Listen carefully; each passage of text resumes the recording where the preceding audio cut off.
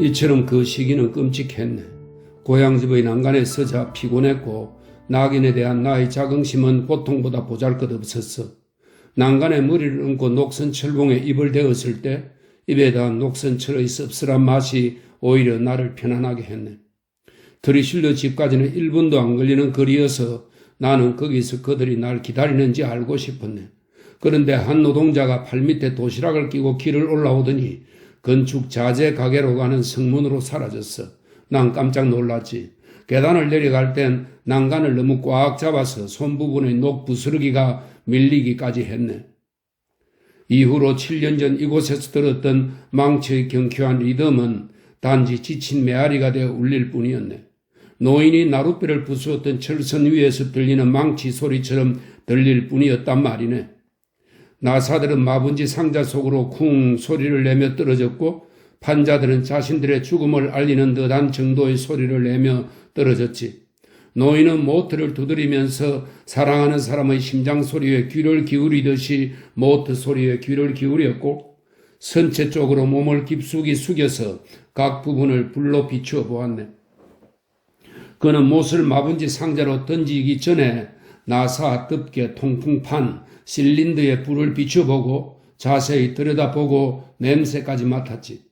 보트 뒤에는 낡은 기중기가 있었는데 남은 철사들이 못 쓰게 된 양말처럼 거기에 걸려 있었네. 사람과 그 사건에 대한 기억들은 언제나 그때의 동작들에 대한 기억과 연관되기 마련이네. 그 동작들은 내 머릿속의 형태들로 남아있기 때문일 거야. 난간 위에서 몸을 굽히고 머리를 쳐들었다가 숙이고 다시 쳐들고 했던 일들, 이러한 동작들이 그때의 말과 색깔과 이미지와 분위기를 생각나게 하네. 페르디가 어떻게 보였느냐가 아니라 그가 어떤 식으로 성냥불을 켜었는지, 예, 아닙니다, 아니요 하는 말을 할 때 어떤 식으로 머리를 돌렸는지, 슈렐라 이마 위의 주름, 그 어깨의 움직임, 아버지의 걸음걸이, 어머니의 제스처, 할머니가 머리를 쓸어 올릴 때 보이는 손동작, 또 내가 비탈에서 내려다 본 저 아래 노인이 생각났네. 커다란 나사에서 썩은 나무 토막을 두드려 부셔낸 그 노인은 바로 트리슐러의 아버지였네. 그의 손은 단지 그 손만이 할 수 있는 손놀림을 했네. 상자를 열 때나 다시 못질을 할 때면 나는 그 손을 보았지. 그 상자에는 큼큼한 배 안에 숨겨 국경을 넘어온 밀수품들, 럼주, 건포도, 담배와 초콜릿이 들어있었네. 배의 인부집에서 이 손이 움직였네. 이 손만이 그런 동작을 했지. 그 노인은 눈을 가늘게 뜨고 나를 올려다보며 말했네. 얘야, 저 윗길은 막혔다. 대구로 가는 길이에요. 내가 말했네. 날 찾아오는 사람은 강으로 해서 온단다. 경찰까지도. 내 아들도 보트로 오지. 그는 아주 가끔 온다. 아주 드물게. 경찰이 왔어요? 왜 그걸 묻니 얘? 그들이 날 찾으니까요. 너 뭘 훔쳤니? 아닙니다. 물소의 성찬을 먹지 않겠다고 거절했어요. 나는 배를 생각했네. 컴컴한 선체, 세관원을 속이는 훈련이 되어 있을 선장들이 타고 있는 배들을 생각했네. 나에게 넓은 공간은 필요 없고 그저 둘둘 말린 카페 크기만큼만 필요했지. 물 위를 구르는 돛에 숨어서 국경을 넘고 싶었네. 내려와라. 그러고 있으면 저 위의 다른 쪽 강변에서 널 볼 수 있잖아. 트리슐러 노인이 말했네. 나는 돌아서서 풀자욱이 묻은 채 트리슐러 노인에게 슬그머니 갔네. 아, 너구나. 너가 누군지 아는데 이름을 잊었구나. 노인이 말했네. 페멜입니다. 너희 뒤로 그들이 틀림없이 쫓아올 거다. 오늘 아침 신문을 보고 알았다. 그들이 너를 콧잔등 위에 붉은 흉터라고 표현해서 너를 생각할 수 있었다. 내가 물살을 얕보고 만조 때 보트를 타고 나갔다 교각에 부딪혔던 일이 있었지. 그때는 보트 쇠 모서리에 머리를 부딪혔고. 네, 그래서 다신 여기에 올 수 없었죠. 그래도 그 뒤로도 왔잖아. 오래가지 못했어요. 알로이스 씨와 다투기 전까지 왔어요. 자, 이리 오너라. 저 다리 밑에 회전하는 부분을 지날 때는 머리를 수그려라. 그러지 않으면 머리를 부딪혀서 또다시 오지 못하게 될 거다. 그런데 어떻게 그들에게서 빠져나왔니? 네틀링거가 아침에 내가 있는 곳으로 와서 나를 뒷문으로 불러내었어요. 그런데 지하도가 비렐름 스쿨레 옆의 철도까지 나와 있었어요. 그는 나에게 도망쳐 빨리 가. 1시간밖에 줄 수가 없어. 난 1시간 후에 경찰에 신고해야만 해. 라고 했어요. 그랬구나. 너희들은 틀림없이 폭탄을 던졌구나. 확실히 공모했구나. 어제 너희들 중 한 아이를 내가 국경 너머로 보내주었다. 어제? 누구를요? 슈렐라지. 여기 숨어 있었는데 내가 강제로 아나 카타리나호 편에 실어보냈어. 아나 카타리나호는 알로이스 씨가 항상 조타수가 되고자 했던 배예요. 그는 그 배의 조타수야. 자, 이리 와라. 선창가의 비탈진 담을 돌아서 암벽 밑으로 해서 드리슐러의 집으로 가던 나는 무엇에 걸려 도중에 넘어졌다 일어섰다 넘어졌다를 반복했네. 이러한 마구잡이식 움직임이 속옷과 살을 떨어지게 했다 붓게 했네. 그럴 때면 새삼스럽게 다시 고통이 전해져서 정신을 차릴 수 없었으면서도 수천 가지의 기억으로부터 행동들과 색깔들과 냄새들이 서로 엉키고 섞여서 생각났네. 홍수. 나는 언제나 그 물속으로 뛰어들어 회색 수평선을 경험해 보고 싶었다고 생각했네. 오랫동안 나는 꿈에서 도시락 속에 철조망 채찍을 감출 수 있을까 하는 질문에 골몰했네. 동작에 대한 기억들이 선으로 바뀌었고 그 선들은 형상들로 변했네. 초록, 검정, 빨강의 형상들이 심박동도처럼 어떤 일정한 사람의 리듬을 표현했네. 우리가 옛 항구에서 낚시할 때 알로이스 트리슐러는 낚싯대를 당겨서 높이 쳐들었고 미끼를 낀 실을 물에 던질 때면 그의 흔들리는 팔은 물살을 나타내는 것 같았네. 마치 회색 위에 초록색이 나타나는 것처럼 정확한 형상이 드러났네. 내 틀린 거였네. 슈렐라의 얼굴로 공을 던지기 위해서 팔을 높이 쳐들었을 때처럼 그의 입술이 떨리고 콧방울이 움직였네. 이런 기억은 회색 형상으로 고착되어 나타났고 그 형상은 마치 거미가 지나간 흔적과 같았네. 내가 위치를 알아낼 수 없는 텔렉스의 텔레프린트에 의해서 인물들을 내 기억 속에 각인시키는 것 같았네. 그렇게 게임을 한 후에 슈렐라와 함께 집에 갈 때 본 에디트. 교외 블레센펠트에 있는 공원에서 내 아래에 있던 그녀의 얼굴. 우리가 풀밭에 누워있을 때 여름 비에 젖어 그녀의 금발에서 물방울이 번쩍이며 그녀의 눈썹을 따라 굴러 떨어지던 모습. 머리 위에 있는 화환의 은빛 물방울이 에디트의 숨쉬는 얼굴에 따라 올라갔다 내려갔다 했던 모습. 화환은 녹색빛의 해변에서 발견되어 같은 크기의 수많은 작은 구름 조각으로 복제된 바다짐승의 골격처럼 내 기억 속에 남아있었네. 그들이 당신을 죽일 거예요? 하고 말할 때의 그녀의 입술선. 책가방을 잃어버린 사실이 꿈속에서 나를 고통스럽게 했네. 나는 항상 정확했는데 말이네.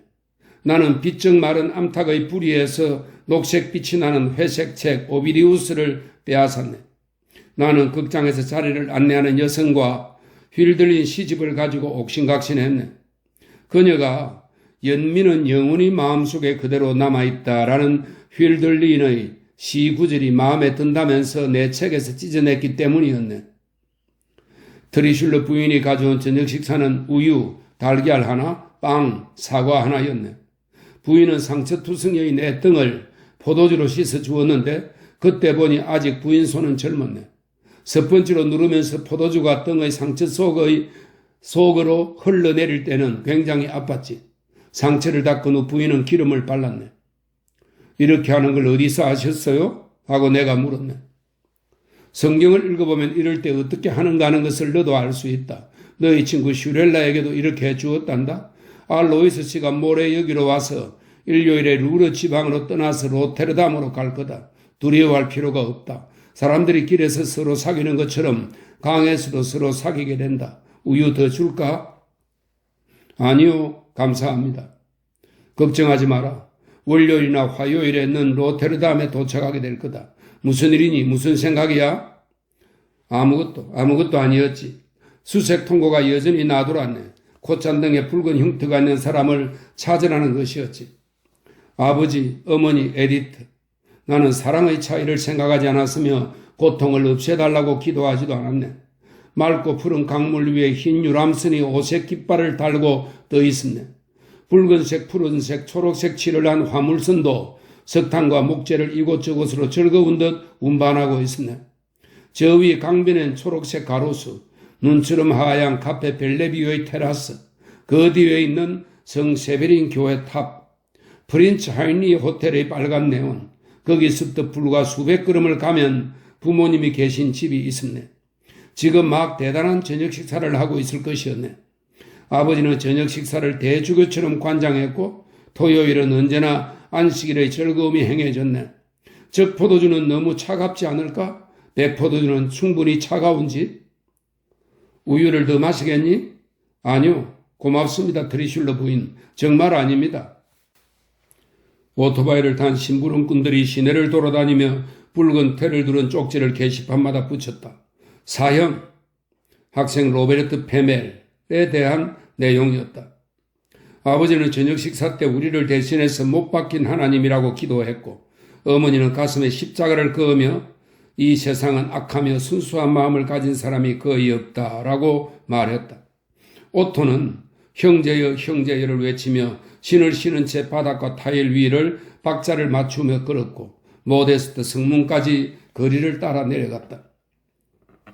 밖에서 슈틸테호의 고동소리가 났고 그 맑은 소리는 저녁 하늘에 울려 퍼지면서 검푸른 하늘에 흡사 번개처럼 하얗게 이랑을 팠지.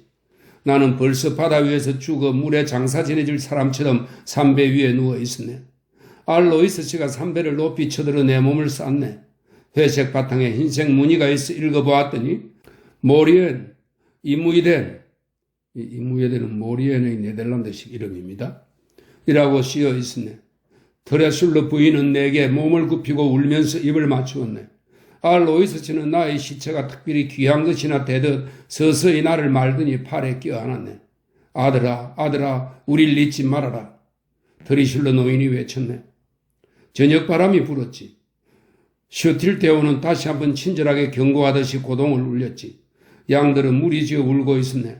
아이스크림 장수는 아이스크림 외치다가 조용해졌고 바닐라 아이스크림을 금방 찢어질 듯한 와플 컵에 담고 있었네. 알로이스 씨가 나를 둘러매고 건너가는 널빤지가 가볍게 튕겨 올라갔네. 누군가 살며시 물어보았네. 이 사람이 그인가? 응? 그 사람이야? 하고 알로이스 씨도 마찬가지로 낮게 말했지. 그리고 중얼거리듯이 내게 작별의 말을 했네. 화요일 저녁에 로테르담 항구에 닿는 걸 기억해라. 다른 팔들이 나를 안아들고 계단을 내려갔지. 기름 냄새, 석탄 냄새, 나무 냄새가 났지. 슈틸테오는 이윽고 고동소리를 내고 움직이기 시작했네. 우리가 라인강을 떠나서 성 세베린 교회로부터 점점 멀어져 가고 있음을 나는 느낄 수 있었네. 성 세베린 교회의 그림자가 점점 더 가까이 다가와서 벌써 당구장 왼쪽 창문을 가리더니 오른쪽 창문으로 옮겨갔다. 태양에 의해서 쫓기고 있는 시간은 위협할 듯 더욱 다가와 커다란 시계를 가득 채웠다. 커다란 시계는 곧 부서지며 끔찍한 소리를 낼 것이다. 초록색 공을 흰색 공이, 초록색 공을 빨간 공이 때리면서 당구공들은 굴렀다. 이런 식으로 몇 년이 조각났고 몇십 년이 차곡차곡 쌓여갔다. 초단위들은 영원히 조용한 소리로 제공되었다. 지금만은 콘약을 가지러 가서는 안 된다. 그 길에선 달력과 시계를 보게 되기 때문이다. 양에 대해 설교하는 그 여자를 만나서 그런 건 세상에 태어나면 안 되었어 라는 소리를 들어서는 안 된다. 단지 나의 양을 방목하라는 격언을 한 번 더 듣고 여름비를 맞으며 풀밭에 누워있는 여자에게서 정박해 있는 배와 널판자위를 건너는 여자들에 대해서 듣고 싶다. 그리고 물소의 성찬을 결코 먹은 적이 없는 로베르트가 말없이 계속 치고 있는 공은 2제곱미터의 공간에서 언제나 새로운 골을 그렸으며 그는 큐로 그 공을 때렸다. 그런데 후고, 자넨 오늘 나에게 아무것도 이야기하지 않겠나? 페멜이 낮게 말했다. 저는 그게 얼마나 오랫동안이었는지 모르겠어요. 영원할 것이라고 생각했어요. 아이들은 학교가 끝나면 저를 때렸어요. 저는 종종 그들이 모두 밥 먹으러 갔다는 것이 확실할 때까지 기다렸어요. 그러면 내가 기다리고 있는 아래층 복도에 청소하는 아주머니가 와서 물었어요. 얘야, 지금까지 뭘 하고 있니? 분명히 어머니가 기다릴 거야. 그러나 저 무서워서 청소하는 아주머니가 문을 잠그고 가도록 안에 숨어 있었어요. 그것이 언제나 성공하지는 않았어요. 왜냐하면 청소하는 아주머니가 문을 잠그기 전에 나를 밖으로 쫓아냈어요. 그러나 내가 안에 있는 채 문이 잠기면 전 기뻤어요. 먹을 것을 교탁 속이나 청소하는 아주머니가 버리려고 복도에 내놓은 쓰레기통에서 찾아냈어요. 버터 바른 빵, 사과, 그리고 먹다 남은 케이크가 충분히 있었어요. 이렇게 나 혼자서 학교에 남아 있었어요. 그러면 그들은 아무 짓도 못했어요. 지하실 입구 뒤에 있는 선생님들 옷장에 숨기도 했어요. 그들이 유리창 너머로 나를 발견할지도 모른다는 두려움 때문이었죠. 그들이 내가 학교에 숨어 있다는 걸 알게 되기까지는 꽤 오랜 시간이 걸렸어요. 종종 나는 몇 시간씩 쪼그리고 앉아서 저녁이 되기를 기다렸다가 창문을 열고 밖으로 나올 수 있었어요. 또 이따금 아무도 없는 텅 빈 학교 마당을 바라보았어요. 늦은 오후의 학교 운동장보다 더 텅 빈 것이 있을까요? 내가 학교에 숨어 있다는 것이 알려지기 전까지는 멋진 시간이었어요. 선생님들의 옷장이나 창가 의자 밑에 쪼그리고 앉아서 단지 이름만 알고 있는 무엇인가를 기다렸어요. 정오심이라는 건 말이에요. 그들을 미워하고 싶었으나 그럴 수가 없었어요. 그저 불안하기만 했죠. 박사님, 어떤 날은 오후 서너 시까지만 기다렸다가 모두들 갔을 거라 생각하고 빨리 길을 건너서 마이트 외양간을 지나 교회 마당으로 해서 집으로 달려들어가 숨으려고 했어요. 그러나 그들은 서로 교대로 식사를 하러 갔던 거예요. 식사를 포기할 수는 없으니까요. 그들이 내 앞으로 뛰어왔을 때는 그들이 먹은 것 냄새가 멀리서부터 났어요. 소스를 친 감자, 구운 고기, 야채와 고기 냄새. 그들이 날 때리는 동안에 난 그리스도는 왜 죽었을까? 그의 죽음이 나에게 어떤 이득이 있을까 생각했어요. 그들이 아침마다 기도를 하고 일요일마다 영성체를 모시고 예수 십자가를 주방과 소스 친 감자와 구운 고기, 고기 넣은 야채를 먹는 식탁 위에 매달아 놓는 것이 나에게 무슨 소용이 있을까 하는 생각을 했어요. 소용없는 일이었죠. 매일 저를 쫓고 때린다면 그게 무슨 소용이 있는 일이겠어요? 그들은 500년, 600년 전부터 교회가 오래되었다고 그들은 자랑까지 합니다만 아마 수천 년 전부터 조상을 묘지에 묻고 수천 년 전부터 기도를 하고 십자가 밑에서 소스 친 감자와 고기 및 야채를 먹어왔겠죠. 무엇을 위해서죠? 저를 때릴 때 그들이 뭐라고 외치는지 아십니까? 하나님의 어린 양. 이게 제 별명이었어요. 녹색 판 위에 빨간 공이, 녹색 판 위에 흰 공이 새로운 모형을 만들고 무슨 기호처럼 나타났다가 금방 없어졌다. 남은 것은 아무것도 없었다. 멜로디 없는 음악이며 그림 없는 미술이었다. 단지 사각형, 직사각형, 마른 목골만이 몇 개 있을 뿐이었다. 검은 가장자리에 부딪혀 공들이 울렸다. 나중엔 다른 방법을 찾았어요. 집문을 끌어잠그고 그 앞에 가구를 밀어놓고서 눈에 띄는 것이라고 모두 갖다가 탑처럼 쌓아 올려놓았어요. 상자, 자질구레한 가구, 매트리스. 그들이 신고를 해서 경찰이 결석자를 데리러 왔어요. 집을 에워싸고 소리치면서 날 불렀어요. 나가지 않으니까 문을 부수고 가구를 무너뜨리고 들어와서 절 끌고 학교로 갔어요. 계속해서 얻어맞고 하수구에 처박히기도 했어요. 하나님의 어린 양이라는 놀림은 더욱 심해졌죠. 하나님은 나의 어린 양을 돌보라고 하셨건만 그들은 양을 전혀 돌보지 않았어요. 모두 부질없었어요. 박사님, 바람이 불고 눈이 오고 나무에 꽃이 피고 잎이 지고 하는 것들도 모두 헛일이었어요. 그저 소스 친 감자, 야채를 곁들인 고기를 먹었어요. 어머니는 가끔 집에 계셨는데 술에 취해 있었고 지저분했고 돌아가실 날이 얼마 안 남아 보였어요. 무엇을 위해, 무엇을 위해, 무엇을 위해 하고 외쳤어요. 모든 연도에 들어있는 자비를 베푸소서보다 더 자주 그것을 외쳤어요. 어머니가 그렇게 몇 시간씩 무엇을 위해, 무엇을 위해, 무엇을 위해 하면서 소리칠 때에는 미칠 것 같아서 도망쳤어요. 비에 젖은 하나님의 어린 양은 빗속을 뛰었어요. 배가 고팠고 신발과 몸에 축축한 진흙이 붙어서 진흙탕에 흠뻑 빠진 꼴이 되어 무밭에 쪼그리고 앉아 있었어요. 그러나 이 끔찍한 무엇을 위해를 듣는 것보다 진흙바닥에 누워 비를 맞는 편이 훨씬 나았어요.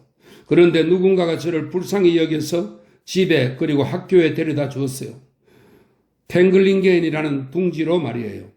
그러나 그들은 나를 다시 때렸고 하나님의 어린 양이라고 불렀어요. 어머니는 끔찍한 무엇을 위해라는 연도를 계속했어요. 저는 다시 도망쳤어요. 이번엔 사람들이 저를 가엾게 생각해서 사회복지기관으로 데리고 갔어요. 그곳에는 아는 사람이 전혀 없었어요. 그러나 거기선 이틀도 있지 못했어요. 거기서도 역시 저를 하나님의 어린 양이라고 불렀고 저를 때리지 않는데도 두려웠어요. 그들은 나를 보고 웃었어요. 내가 많은 단어를 몰랐기 때문이에요. 저는 아침 식사라는 말을 몰랐어요. 단지 먹는다는 단어만을 알았고 저는 먹을 것이 있거나 내가 무엇인가 발견하면 먹는다고 생각했어요. 언젠가 칠판에 아침 식사, 버터 30g, 빵 200g, 잼 50g, 밀크, 커피라고 쓰여 있는 것을 보고 나는 아침 식사가 무슨 말이냐고 물어보았죠. 그러자 그들은 저를 빙 둘러싸더니 어른들까지도 와서 웃으면서 물었어요. 아침 식사가 무엇인지 모르니? 아직 아침 식사를 한 번도 해보지 않았어? 하는 거였죠. 못했다고 대답했죠. 그랬더니 성경에서 아침 식사란 말을 읽어보지도 못했느냐고 한 사람이 물었어요. 그러자 다른 어른이 그 사람에게 성경에 아침 식사란 말이 나온다고 확신합니까? 하고 물었어요. 아닙니다. 하지만 어디서든 책에서든 집에서든 아침 식사란 말을 한 번은 들었어야 하잖아요. 곧 13살이 되는 아이인데요. 이것은 야만인보다도 못한 거예요. 이제 어느 파괴의 정도를 상상할 수 있겠네요. 하고 그 사람이 대꾸했어요. 얼마 전에 전쟁이 났다는 것도 저 모르고 있었어요. 사람들은 절 보고 전사라고 쓰인 묘비가 있는 묘지에 가본 적이 없느냐고 물었어요. 저는 가보았다라고 말하고 전사가 무슨 의미인지 말했어요. 사람들이 묻혀있고 그들은 죽어서 쓰러진 자들일 거라고 했더니 아침 식사의 경우보다 더 으스대했어요. 그래서 그들은 고대부터 시작하는 역사 강의를 했어요. 박사님, 전 곧 14살이 되었고 호텔 지배인이 우리 시설에 왔어요. 우리 14살 소년들은 원장실 앞 복도에 서야 했어요. 원장이 호텔 지배인과 같이 와서 우리들 앞을 지나가면서 눈을 들여다 보았어요. 두 사람은 우리는 심부름할 아이를 찾는다고 말하더니 저만을 뽑았어요. 저는 곧 제 집을 상자에 넣고 지배인과 함께 이리로 왔어요. 자동차 안에서 지배인님은 이런 말을 했어요. 너희 얼굴이 얼마나 귀하게 생긴 줄 너가 모르는 것이 좋겠구나. 너는 참 순수한 하나님의 어린 양이야. 박사님, 전 두려웠고 지금도 여전히 두려워요. 그들이 저를 때릴까 조마조마해요. 그들이 자네를 때리나? 아니요, 한 번도 때리지 않았어요. 그저 전 전쟁이 어땠는지 알고 싶어요. 그걸 알기 전에 학교를 그만두었으니까요. 박사님은 전쟁을 아시겠죠? 그럼 뭘 하셨나요? 난 폭파 전문가였네. 폭파가 무엇인지 아나? 네, 탱클리겐 뒤 채석장에서 폭파하는 걸 본 일이 있어요. 그렇지, 난 그런 걸 했네. 후고 바위만 폭파한 것이 아니라 집들과 교회도 폭파했네. 아내 외에 누구한테도 이야기하지 않은 일이네. 하지만 아내는 벌써 죽었으니 자네뿐이네. 부모나 아이들도 그거 모르니까 말일세. 자네가 알다시피 나는 건축가라 집을 지어야 할 사람이지만 집을 짓기는커녕 부수기만 했지. 소년 시절에 교회를 지어보고 싶은 마음에 부드러운 도화지에다 그려보았던 교회조차 지어보질 못했으니까. 군대에 들어갔을 때 사람들은 내 이력서를 보고 내가 정력학 문제에 대해 박사학위 논문을 썼다는 것을 알았네. 후고, 정력학이란 힘의 평형에 대한 학문이지. 즉 받치고 있는 물체의 장력과 인력에 대한 학문이야. 이게 없으면 흑인의 움막집조차도 세울 수 없다네. 정력학의 반대는 동력학, 즉 다이내믹이지. 폭파할 때 사용하는 다이너마이트 같이 들리는데 관계가 있네. 전쟁 내내 나는 다이너마이트를 가지고 일했네. 난 정력학에 대해서 알고 동력학에 대해서도 아는데 다이너마이트에 대해서 가장 잘 알지. 다이너마이트에 대한 책은 모조리 읽었으니까. 폭파할 때 어디에 폭탄을 장착하고 세기를 어떻게 해야 하는지를 알아야 하지. 나는 그것을 알았지. 난 폭발을 했네. 다리, 주거단지, 교회, 철로, 고가교, 빌라들, 교차로 등을 폭파했지. 그 대가로 훈장도 타고 진급도 했지. 소위에서 중위, 중위에서 대위, 또 특별 휴가도 얻고 칭송도 받고 했네.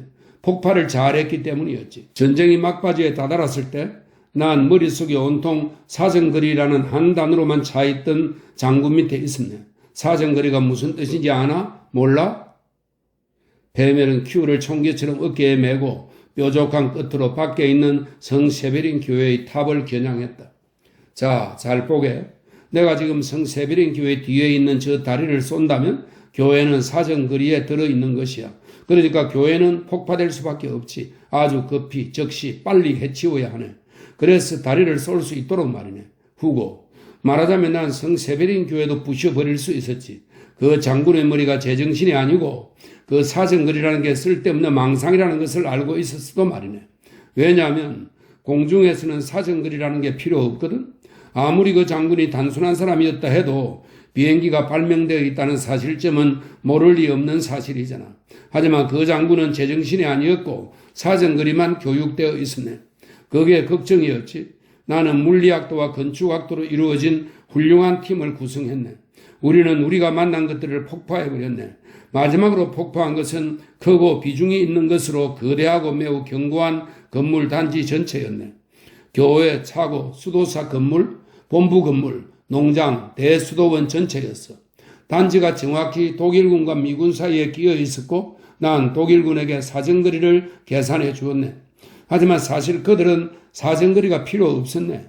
담장들이 무너지고 농장에 있는 우리 안의 가축들이 울부짖고 수도사들은 날 욕했지. 하지만 난 멈출 수가 없었네. 어쩔 수 있나? 전쟁이 끝나기 3일 전에 난 키사 계곡의 성 안톤 대수도원을 폭파했네. 완벽하게. 자네가 날 알듯이 정확했지.